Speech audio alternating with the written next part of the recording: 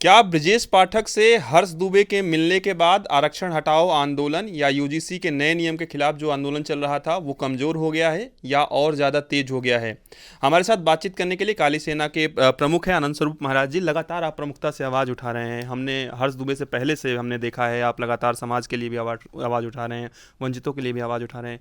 लेकिन आपको लगता है कि अब हर्ष दुबे के ब्रजेश पाठक से मिलने के बाद आंदोलन कमजोर हो रहा है? हर्ष दुबे ने कुछ गलत कर दिया?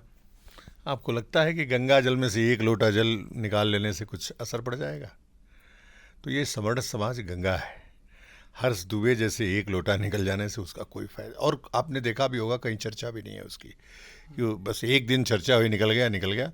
और गद्दारों की चर्चा हमारे देश में होती नहीं है।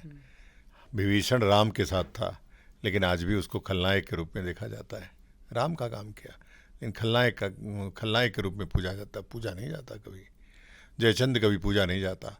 तो हर्ष दुबे ने जो काम किया वो उसका संस्कार था। उसका बाप भी उससे ज़्यादा, वो उसके बाप का दोष है, ये उसका दोष नहीं है। वो तो बच्चा है, वो जैसा जैसा उसको चला रहा। बाप इस आंदोलन में सबसे बड़ी भूमिका थी उसकी, पीछे से इसको फेस बनाया।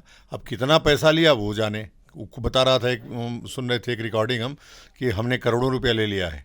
तो अब कितना करोड़ लिया है वो जाने। बहरहाल हर्ष दुबे अब कोई विषय नहीं है इस आंदोलन का। इस आंदोलन का विषय है आरक्षण का रिफॉर्म। इस आंदोलन का विषय है SC/ST एक्ट की वापसी। इस आंदोलन का विषय है UGC एक्ट रोल बैक। लेकिन आपने भी जो ट्वीट्स किए हैं वो भी काफ़ी चर्चाओं में हैं। जब से ये ट्वीट हुआ है कहा जा रहा है कि इससे कहीं आंदोलन कमज़ोर ना हो जाए, ख़ास तौर पे जो लाठी डंडे की बात कर रहे हैं आप, वर्दी वालों की बात कर रहे हैं।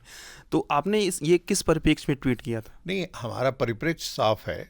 जिस प्रकार से लाठियां बरसी, अगर हमारे पास लाठी होती तो पुलिस की प्लास्टिक की लाठी काम आती।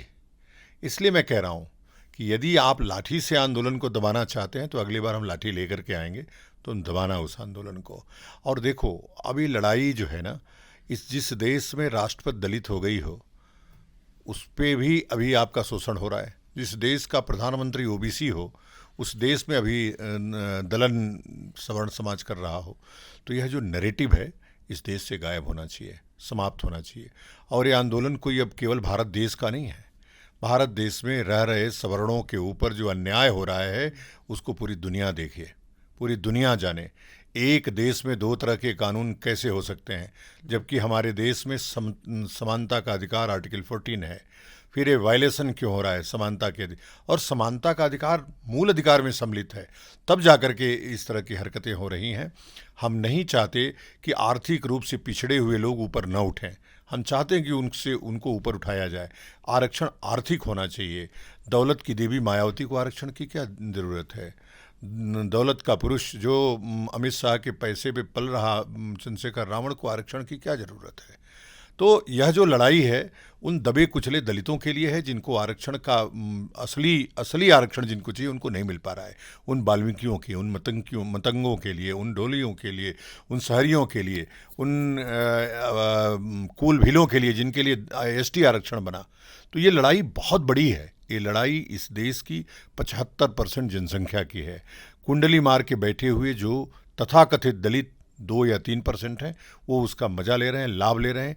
ये लड़ाई उनसे है।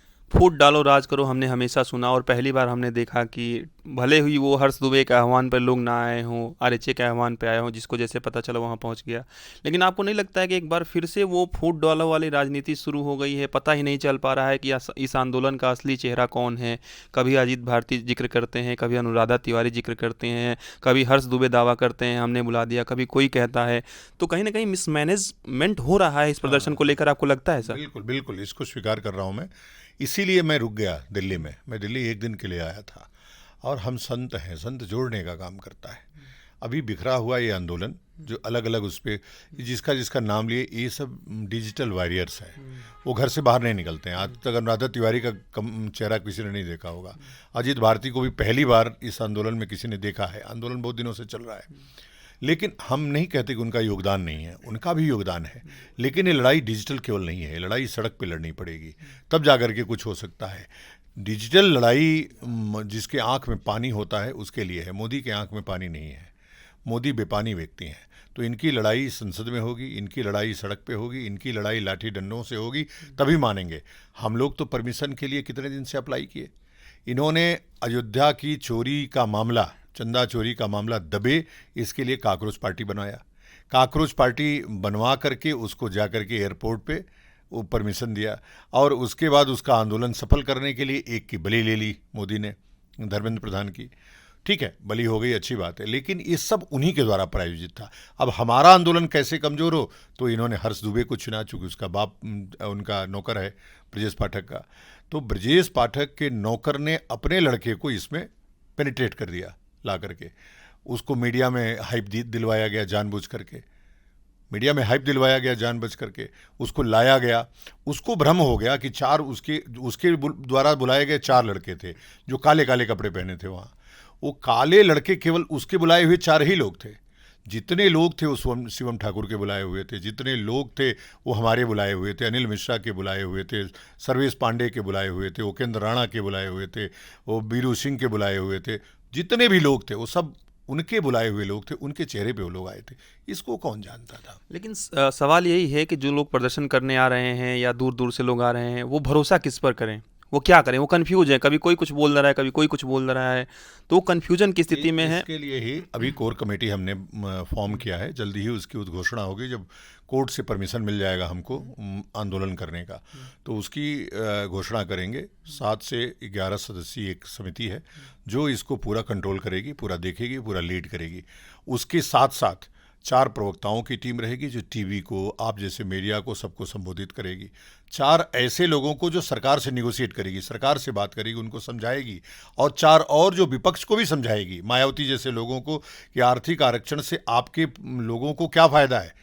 जो आरक्षण का एलिट क्लास जो दलित है, तथाकथित दलित है, वो जो कुंडली मार करके बैठा है, और गांव का दलित आज भी सुमारू कतवारू गुरु गांव में सड़ रहा है, 4 पीढ़ियों से मजदूरी कर रहा है, उसके घर में कोई व्यक्ति नौकरी में क्यों नहीं आया, हम ये समझाने का प्रयास उनको भी करेंगे।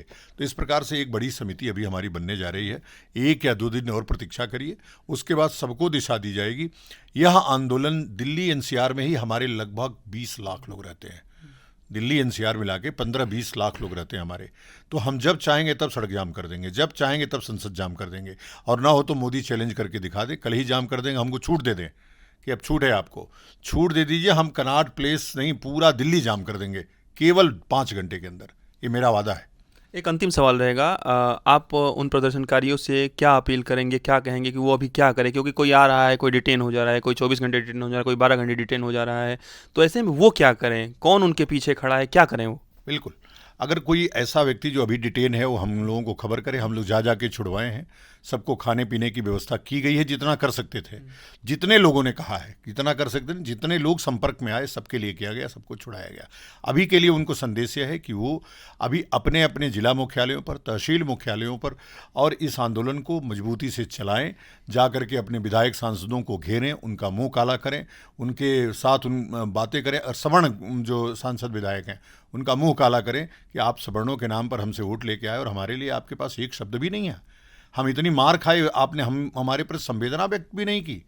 तो ये बातें वो आंदोलन अब जा करके ग्राउंड पे लड़ें। दिल्ली में दिल्ली एनसीआर के लोग लड़ेंगे। हम जल्दी ही पूरे योजना का चरणबद्ध तरीका कैसे चलेगा उसको प्रेस के माध्यम से, आप सबके माध्यम से उस बात को लोगों को बताएंगे।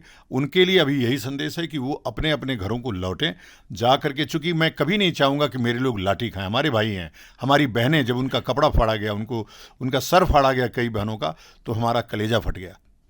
ये हमारे सामने हुआ 1:30 बजे रात में। तो यह जो हुआ है वो कभी मैं भूल नहीं पाऊंगा। उसका बदला लेने के लिए मैंने लाठी की बात की। अगर लाठी 10 लड़कों के पास होती तो ये 100 पुलिस वाले उनका कुछ नहीं बिगाड़ सकते थे। धन्यवाद। हमारे साथ बातचीत कर रहे थे काली सेना के प्रमुख आनंद स्वरूप जी, और उन्होंने बात रखी कि लोग अभी धैर्य रखें और जो भी सूचना है वो यहाँ से दी जाएगी।